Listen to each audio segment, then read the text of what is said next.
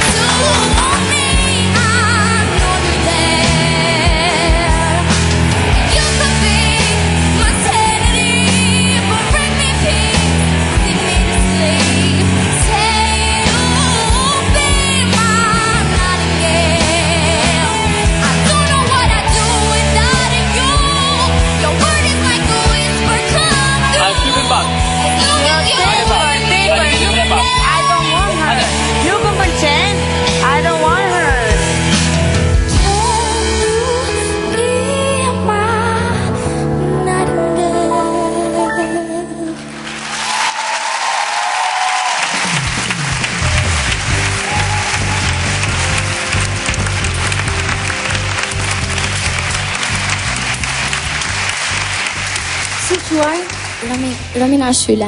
Edhe njerë të? Romina Shyle. Romina. Romina, sa vjeç je? 17. 17. Në radhë parë dua ta tërheq një vërejtje. Mbase që ndron ajo që thot Sidi, që nga njerë jo çdo këngëtar duhet ta ketë stativin, që thot Sidi këmbaleci i mikrofonit, sepse ty të kufizon pak. Dhe nuk më pëlqen se në momentin që isha andej, po të një gjoja dhe ishe ngrohtë e mirë dhe të paramendova një vajzë që do ishe, nuk e di, me gjinse, me si ato teenage shumë moderne, dhe më del ti duke interpretu pak shumë në aspektin klasik, me dur, kështu në vend, do me thënë kjo është një këngë ndjeshme, nuk është sikur i këndon, nuk e di atë dheut, do me thënë ashtu kishe interpretim, një gjë që nuk më pëlqeo. Po, ato e në shumë strikte ashtu mikrofoni dhe fillon dora këtu.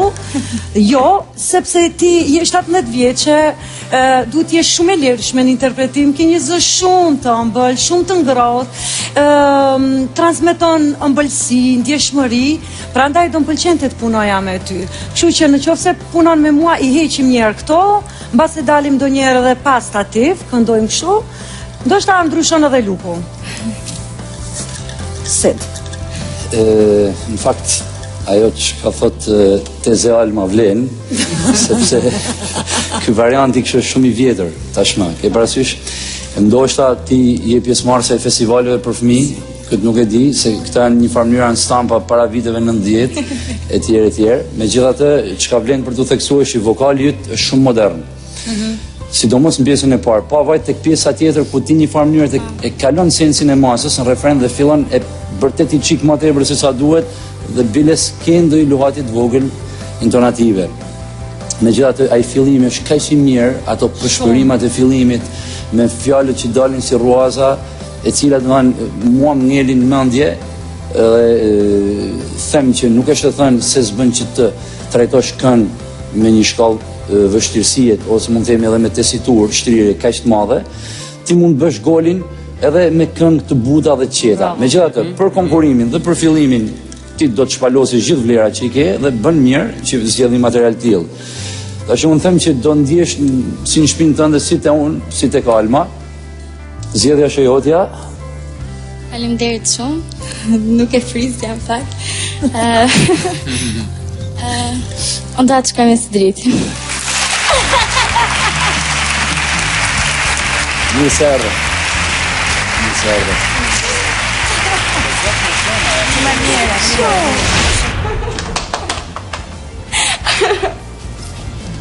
Më thot për te, nuk e prisë hiqë, Jo, Almën jo fare. se si dritin e kishe në gjep, Jo, po thjesht në më fare. Thjesht nuk e mendoja nga që nuk e di.